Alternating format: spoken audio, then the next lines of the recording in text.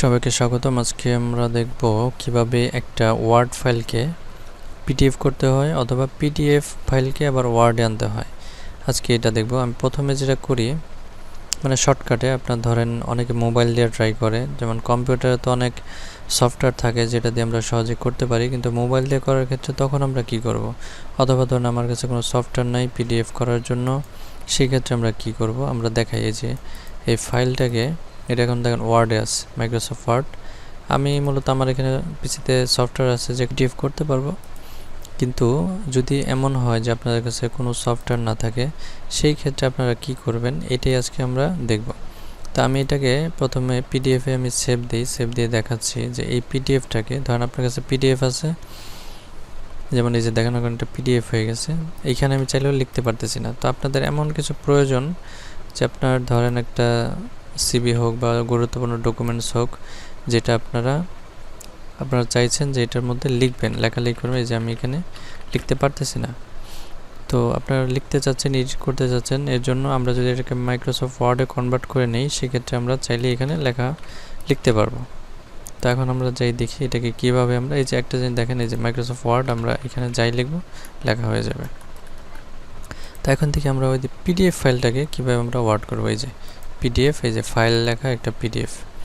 তো আমরা প্রথমেই যে কোনো একটা ব্রাউজার অন করব, আমরা মোবাইল দিয়ে এটা করতে পারবো। মোবাইলেও ব্রাউজারে যাওয়ার পরে ওই আপনার উপর কর্নার যে 3 ডট আছে এখানে ক্লিক করার পরে আপনার ডেস্কটপ মোড অপশন আসবে, সেখানে ক্লিক করব। তো ডেস্কটপ মোড হলে অনেকটা কম্পিউটারের মতোই হয়ে যাবে। তো এরপরে আমরা এখানে সার্চ বারে লিখবো যে স্মল পিডিএফ, এই যে আমার আগে লেখা আছে স্মল পিডিএফ, আমি একটু আগে ট্রাই করছিলাম তাই আসছে। তারপরে এটা লেখার পরে সার্চ দেওয়ার পরে দেখেন সবার উপরে যে স্মল পিডিএফ নামে একটা ওয়েবসাইট শো করতেছে। তো এই যে এই লোগোটা খেয়াল করবেন। তো এরপর এখানে ক্লিক করলে আমরা ওই ওয়েবসাইটে চলে আসছি। একটু নিচের দিকে নামলে আমরা দেখতে পাবো এখানে অনেকগুলো অপশন আছে এই ওয়েবসাইটের মাধ্যমে যেগুলো করা যায়, যেমন তার মধ্যে এই যে পিডিএফ টু ওয়ার্ড প্রথমেই আছে। এরপর আরও অনেক কিছু আছে আর কি, এগুলো আপনারা দেখে নেবেন। এই যে merge PDF, GPG two PDF, তো আপনাদের যেটা ইচ্ছা করতে পারেন এখান থেকে। এরপর সি অল দিলে আরও অনেক কিছু অপশন পাবেন।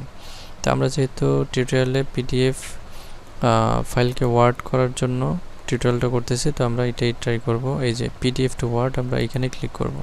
ক্লিক করার পরে এই যে চুজ ফাইল, এখানে ক্লিক করলে আমাদের কম্পিউটার বা মোবাইলে যে ফাইলগুলো আছে এগুলো দেখাবে। তো সেক্ষেত্রে আমি এই যে দেখেন পিডিএফ ফাইল, এই যে ফাইল লেখা, আমি এইটাকে ওয়ার্ড করব, এর জন্য আমি এটা ক্লিক করলাম, এরপর ওপেন দিলাম। তো ওপেন দেওয়ার পরে একটু অপেক্ষা করতে হবে। তো দেখেন এখানে তারা কাজ করছে, মানে কনভার্ট করছে। তো আমাদেরটা হয়ে গেছে। তো হয়ে যাওয়ার পরে এই যে আমরা এখানে ডাউনলোড ক্লিক করব। তো ডাউনলোডে ক্লিক করার পরে দেখেন এটা আমার ডাউনলোড হয়ে গেছে। এখন আমি দেখি আমাদের কাজটা মূলত হয়েছে কিনা। দেখেন ফাইল নামে 2টা ফাইল আছে, মানে আমি আগে একটা ফাইল ছিল, এখন এই যে আরেকটা, এটা কনভার্ট করে আমি আবার এখানে ফাইল নিয়ে আসছি, মানে এটা কনভার্ট করার পর আরেকটা আসছে। তো আমি এটাকে অন করি, দেখি কি হয়। এই দেখেন এটা কিন্তু ওয়ার্ড হয়ে গেছে। এখন আমরা চাইলে এখানে লেখালেখি করতে পারবো,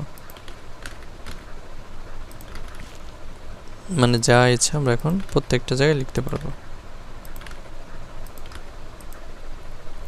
তো আপনারা এটাকে ট্রাই করতে পারেন, খুবই ভালো একটা সফটওয়্যার। এখানে আপনার এক্সট্রা আরও অনেক সুবিধা আছে, শুধু এই পিডিএফতে ওয়ার্ড না, ওয়ার্ড থেকে আবার পিডিএফ, আবার জেপিজি থেকে পিডিএফ, আবার অনেকগুলো পিডিএফ একসাথে মার্জ করা। তো আরেকদিন আমরা আরেকটা টিউটোরিয়াল দেখাবো যেটা দিয়ে অনেকগুলো ফাইল কীভাবে মার্জ করতে হয় ওয়েবসাইটের মাধ্যমে, এটাও দেখাবো।